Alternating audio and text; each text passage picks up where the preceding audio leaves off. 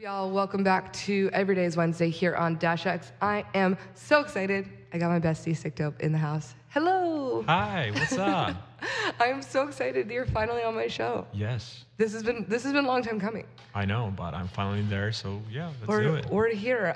For those of you who don't know, Sikdope is an incredible DJ producer from Poland. Far away. Far from a away. land far away. I'm so excited to have you on the show. So you just had your sold out show at Academy in LA. Yes, I did. How was that? How was being back? You've never played Academy before, right? That was actually my first time ever in Academy. Nice. Like, that was crazy. I Yeah. haven't expected it to be so good. Yeah. The good thing is like LA was always special to me since I ever came there for the first time in 2014. So Yeah. it's always like a special place. It's like my second home, like a small. Yeah. I mean, like a bigger Poland. You know, I in know. my small heart. A big Poland in a small heart. No, I was there, obviously. 40 Ounce Crew was there to support. It was cool. I mean, Academy is a really fun It's personally one of my favorite venues in LA. Yeah. Just because I love the visuals on the ceiling. I think it's different. That's crazy. Like, yeah. when we actually went through the photos and like the recap video, Yeah. those visuals upstairs look so amazing. Yeah, Like, it's I've insane. never seen something like this before ever. Yeah, it's crazy. And I mean, there's great venues. We've done, you and I have played, for those of you who don't know, we have played a lot of shows together. Oh, yeah. And we've done Belasco. Also sold Exchange. out. Also sold out. Circle OC also sold out, just in case Yeah. anyone's wondering. So clearly, we are the dream team. No, but it's cool because all those venues are very different and have their own personality. But Academy is really fun and it's newer. I feel like, and it's nice to be back in Hollywood because there's Avalon as well. Yeah. I played Avalon like my first shows ever when I was like playing my first shows in LA. So my Yeah. first show was actually Avalon. That's crazy. So yeah, it's also a special place, and I feel like Academy though is like a new cool thing, you know? Exactly. Now so while you were in the States, you had shows in, where else did you play? I played Houston, Texas. Okay. I played Reno. I have a show in LA. Yep, and New And York. I had a show in New York. Yeah, so, And I had also one more show in Arizona, but unfortunately because of the planes, Yeah. I missed it, and I'm super pissed about it because like I literally missed shows only 3 times in my career, which is crazy. which is crazy. And I'm doing this thing for a long time now, Yeah. you know, and like I'm like super into it. Like I'm giving 100% every time. So like missing a show is a huge bummer for me. Yeah, absolutely. I mean, the thing I think I like about you is you take this super seriously. It's your job. Yeah. And you hear like the fact that you've only missed 3 in so many years that's really Yeah. crazy. And you should be proud about that because there's a lot of people who I think lesser things have happened. They're like, oh, I know because okay, so I've never missed a show because of like my fault. It was Yeah. always like airplanes or like like the weather. Yeah. And, yeah, it's kind of sad, but like yeah. But that's good though. It's Yeah. not like you're having like a personal crisis and you're like, yeah. not today. You people will not hear snakes today. This entire interview, so when I text Sikdope, when people don't realize this, they're not reading our text, but I just hit him with his one-liners. So, bubblegum, you should give me some. Oh my god. Snake 6, depending on what we do. It's all inside jokes. No, so then you've kind of had this crazy year, I feel like. I see you probably like once, twice a year, which is kind of crazy, right? I mean, yeah, I think I'm gonna be trying to get to States more. Yeah. But like, I've been doing it for a long time, Yeah. so it's always like a huge privilege for me to being a Yeah. guy from Poland who's able to touring worldwide. Yeah. Because I don't think there's like many DJs from my country who actually Yeah. has a chance to like play in USA or like Asia or like anywhere else. Yeah. So I feel like super blessed, you know? And I guess it kind of goes into my question. Like, I haven't really ever heard your story of so coming up in Poland, like, is electronic music a thing? Did you have to find it yourself? Is it taught in schools? Yeah. How did you get introduced? That's really crazy. It's like the market over there is super tough, you know, because Yeah. like especially when I was starting out. I mean, like right now it's getting better. We have like course. some cool festivals and stuff, but like mostly when we have like a big festivals, they are not like EDM festivals. Right. They like type of like Coachella. So Yeah. so we have like a little bit of everything. So you have, for example, like Martin Garrix, and then you have Yeah. like Rihanna, you know, so this type of stuff. But like I was starting small, so like Yeah. my first shows, I've been playing literally in a bar for like 20 people, Yeah. you know, like 8 hour sets, which is pretty Oh my much God. all nighters. What? Yeah, like using those worn up CDJs. Wow. 100, which is like Yeah. they have like a brick on the screen instead of the waveform, Yeah, which is terrible. yeah, of course. So yeah, it was definitely difficult, and if not Borgor, who was playing shows in Poland, Okay. and he actually introduced me to his label Bygor. Right.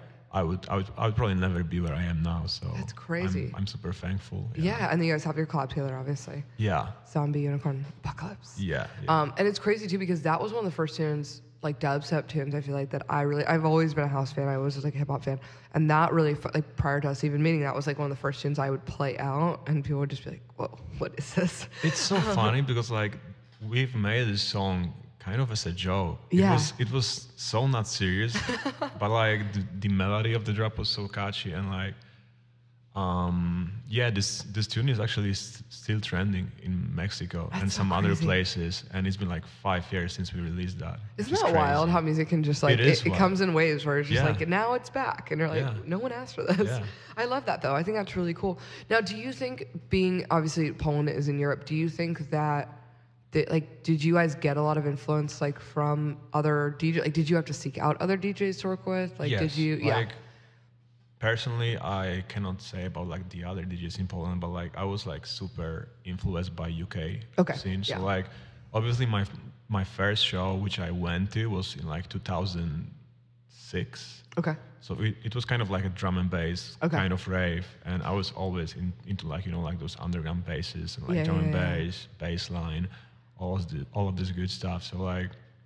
Yeah, definitely. That was like the huge inspiration for me. I wanted to make those sounds. Yeah. And that's how I started producing, Yeah. And I know you and I like sure we love emo music, we love metal, we love rock. Oh yeah. That's also kind of funny story of my life. I was playing some metal bands. Were you really? Yeah, I did. What were you? Yeah. I don't even want to talk about it my right now. God. It was like super underground though, so Stop. yeah. Please tell me you were the singer. Yeah. Oh my God, I knew it. You can just like, there's some people you could look at and you're like, you're a drummer, or like, no, that's amazing. I'm gonna. Yeah, they usually put the most ugly guy as a front man, God, get out. Oh my God, get out of here. Hey, it's okay. That's funny. I'm gonna find these. I'm gonna like dig it up. No, please don't. We should make it your new visuals next time you You come won't in. find it because I actually like removed Did you scrub it off? any trace of that. It's untraceable. That's so funny. It's okay. Yeah. When I was in end of high school, beginning of college, so I was like 18, 19, 17, 18, 19, I had a cover band. I had an 80s cover band.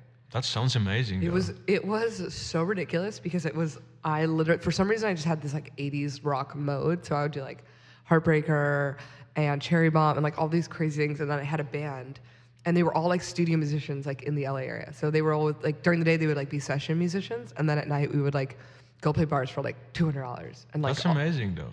No, but it was really funny because then I had this great band, and I was just like, we're gonna do it, and like We should start 80s cover bands. let's do it. I'm so down for Dude, it. people love the 80s. People love 80s cover. I love 80s. I love 90s. All my new music is all about those times. Yeah, no, it is. So you have a couple new songs dropping. Can we talk about do. those? Yeah, we can. Do people know the titles? We don't have to tell the titles. I'm not We'll gonna. Yeah, we'll hide see. the titles. We'll see. But no, I mean, I get to hear it, which is great. But you're kind of in this like 90s rave mode, which I love. Yeah. I mean, like, I just got kind of bored of like what was going on in the scene, so I Yeah. just decided to try something new. Yeah. Because like usually people expect from me to put out house stuff, Right. and, like bass house. Right.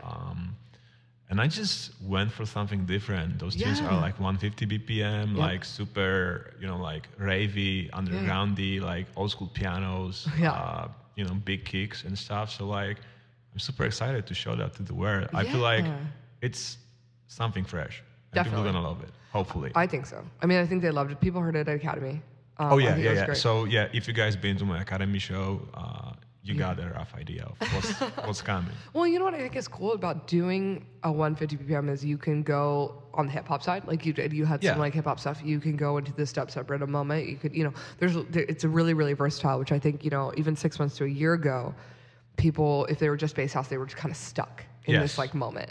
And you could either go really deep, which sometimes for the energy isn't great, or you're like, okay, and now it's dubstep, and then people get mad because it's like it's a house show. And Yeah. so I think you're sitting in a really nice place right now. That your sets can be really diverse. Yeah, I think I actually found a balance to to like try to please my fans who like house music, but also like heavy stuff. So it's kind of like a mixture of both worlds put together. So I'm super happy.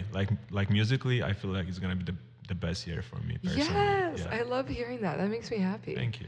I love that, and I think too when you're inspired and you have a drive and you really have a clear vision, then I think the music follows, which is really nice. Yeah. I'm sure you can relate. Like when people tell you like, oh, well, you should make this or you should make that or. Yeah, and I kind of found out that those type of things been like killing my vibe. Yeah, so absolutely. Like now I do what I love. I feel like free musically. Nobody's and I have a privilege to have amazing management team who's like not trying to force me to do anything. Yeah. So I feel amazing. I love that. Yeah. He's thriving over here I am. out in LA. Now so what are you looking forward to? So it is the end of January. Do you have some other shows coming up? February, March? What's coming up for you? Yeah, so in February I'm gonna be in Europe. In March I'm gonna be in States again. Okay, cool. And April, May I'm probably gonna be in Australia and New Zealand and Asia, if I remember correctly. And in June I'm getting married, so I'm gonna take a break. Oh my gosh. Yeah. You're actually doing it. I'm doing it. I'm losing it. Oh my God, no, you're not. Diana's gonna hear this. His fiance is an incredible human, and basically always just call her your wife. Anyway, she's amazing. We'll just do a shameless plug. Yeah, but like we're just doing something small, like we don't like big stuff. Are you gonna get married in Poland? Yes. So we're pretty much doing like a small, intimate, okay, celebration. Like I love it. Yeah. Oh my. It's pretty much a dinner. That's it. So yeah. Because the struggle is that we have so many friends worldwide that to invite everybody would be so tough. Yeah. So just to not offend anybody, we're just like keeping it low key, I love that. Yeah. Oh, that's amazing. Now, are you guys from the same hometown? Yeah, she actually is, and she saw my first shows too, like how shitty they've been. That's so crazy, and she stuck with you. Yeah. Shout out to Diana. No, his lady owns Dainty Wolf, which is this incredible handmade lingerie company. If you follow me on Instagram, you saw me post about it. There you It's go. Awesome. We're plugging around here. See? So much plugging stuff. So much plugging. We do it. Oh, that makes me really happy. I think it's really cool because you travel with her, and I think in this scene it's important to surround yourself with people that you care about, but also people who are a good influence on you and who are healthy and positive. Yeah, and that took me a while to actually realize that because like last year, like past 2 years, I kind of felt bad. Yeah. And I didn't know why. I mean, like, I was, like, doing big shows, big festivals, but I was kind of sad. And, like, I realized that was because I was wasting my time on, like, unnecessary toxic people. Yeah, absolutely. And, like this year, my main goal was to just keep my circle small and just deal with people who I love and care about. Yeah. And that's it. And I love that because I think mental health obviously is a big deal with performers. And anytime I think people don't realize when you entertain, like, you're obviously putting so much of yourself out there, and it is mentally draining to make a song, which is basically your entire heart, and it's your everything, and then you're going to put it out in the world to have it be criticized and have someone tell you like, oh yes, this can make money or it can't, and it's really draining. And we were just talking about this earlier before the like turning the show on. It's just like it's terrifying. It's terrifying to put something out there. It's terrifying to put yourself out there. Like we always look goofy and we dance around and we're on stage, but you're giving a lot, and I think people don't always realize that like we're people, you know what I mean? And so and that while this is still work, this is also like what we've chosen to do and have fun with. So I think it's really smart to do that, and I think that's what we've even done with 40 ounce with, basically Tanner and Eric are my family, and those are my brothers, and so keeping that together and kind of perpetuating that vibe of like the cult and the family. Hopefully people will be a little bit more positive and nicer on the internet. That is my spiel. No, I love that. Let's see. So we're gonna wrap this up. But my last thing for you is, since obviously you've been doing this for a very long time and traveling everywhere, what would be your biggest piece of advice for up-and-coming DJs and producers? I would say just try to be original, because like it's 2019 now and there's so many DJs, so many producers. Yeah. And like if you will try to copy somebody else, it's not gonna be honest. Because if you want to be like other medium DJ, go for it. But like, I feel you should be aiming higher. So be original, try to do your own stuff, and just love music. I love that. Yeah. That makes me really happy. Now, what about kids who maybe want to collab with someone who's like bigger than them, or they want to get their music seen by someone who's bigger? That's possible. Just look at me. Like when I first made a song with Borgor, I was like nobody. Yeah. But like it's about like having a good material. So Yeah. just be sure that your songs are on point before you start try to collaborate with like bigger artists. Yeah. Because personally, I love collaborating with like smaller guys. Yeah. So I did that before, even last year. So for me, it's not about the numbers. It's about whether the song is good or not. I love that. Yeah. I love that. Because I think a lot of people are really nervous to work with people smaller. Like, oh, what do I get out of it or what? And I think, yeah. I think like most of the bigger names can appreciate the fact of like being a smaller producer. Just make sure your tunes are good. Yeah, definitely. I love that. I love that. Well, this is an interview with my boy Sikdope. He's from Poland. We're so excited to be here. Thank you, thank you for having me. I appreciate you. And you can follow him on his socials. What are your socials? Tell everyone. Pretty much everything at Sikdope. It's SIK. Yeah, DOPE. DOPE. We want to be punny. This interview was sick. Thank you. And bubblegum, I love it. Bubblegum, you should give me some. And you guys can follow him on his socials for upcoming shows, and he'll have tons of new music dropping this year. So thank you. You guys are listening to Every Day is Wednesday here on Dash X. Every day is a Wednesday.